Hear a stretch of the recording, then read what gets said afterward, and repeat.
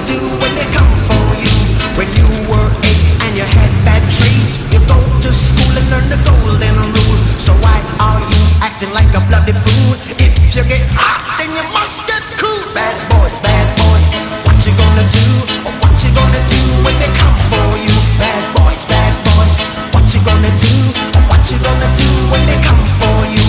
You chuck it on that one, you chuck it on this one, you chuck it on your mother and you chuck it on your father, you chuck it on your brother and you chuck it on your sister, you chuck it on that one and you chuck it on me. Bad boys, what you gonna do? What you gonna do when they come for you? Bad boys, what you gonna do? What you gonna do when they come for you? Bad boys, what you gonna do? What you gonna do when they come for you? Bad boys, what you gonna do?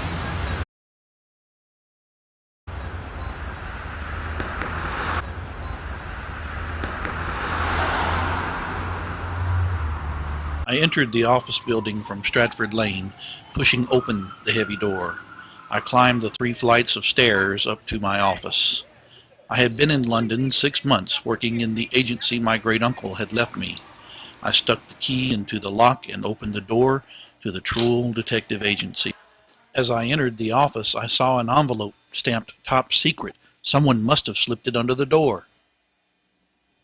Most people would never guess I was a detective, but I had always secretly been caught up in thoughts of solving mysteries, deciphering uncracked codes, and following clues.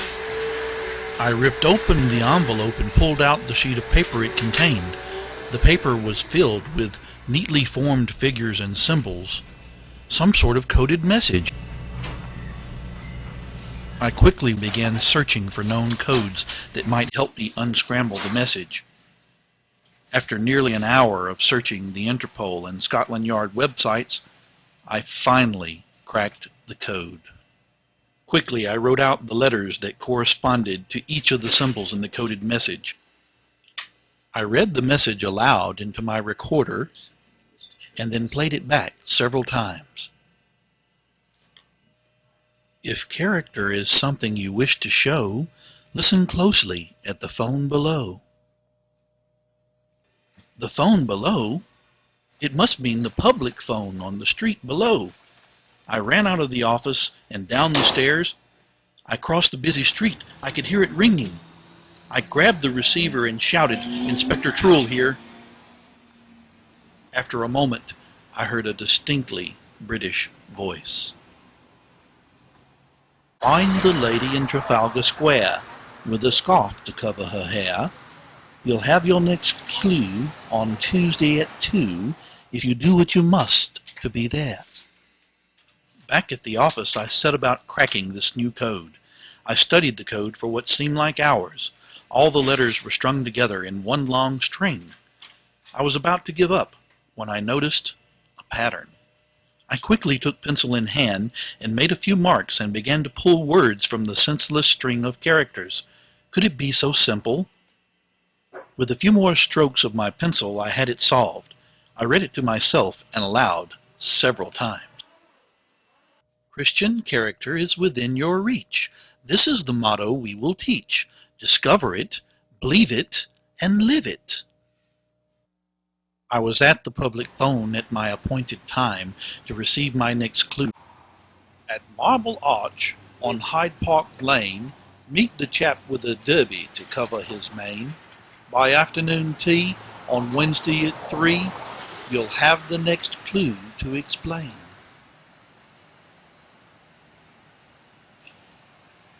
You'll find your last clue, the one you need most, at Eddington Square, behind the lamppost. I looked about a bit, but then I remembered the note said behind the lamppost, and then I noticed the grate. I looked through and saw the white tip of an envelope. I slipped my fingers through, barely catching the corner, and pulled it out. I hastily returned to the office, not wanting to waste a moment of time. What was this last clue? Was it another code? I stared at the page, trying to digest what it contained. Several hours passed before I could bring myself to put it down. Just as I was about to give up, my eyes wandered across my desk to my Bible. I reached over and picked it up, my fingers fumbling slowly through the pages. Could the code be a Bible verse? If my hunch was correct, the code was a book with a chapter and verses. If the COL was Colossians, then the numbers must be the chapter and verse.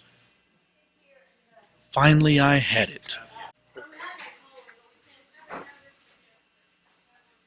Therefore, as God's chosen people, holy and dearly loved, clothe yourselves with compassion, kindness, humility, gentleness, and patience. Bear with each other, and forgive whatever grievances you may have against one another. Forgive as the Lord forgave you. And over all these virtues put on love, which binds them all together in perfect unity.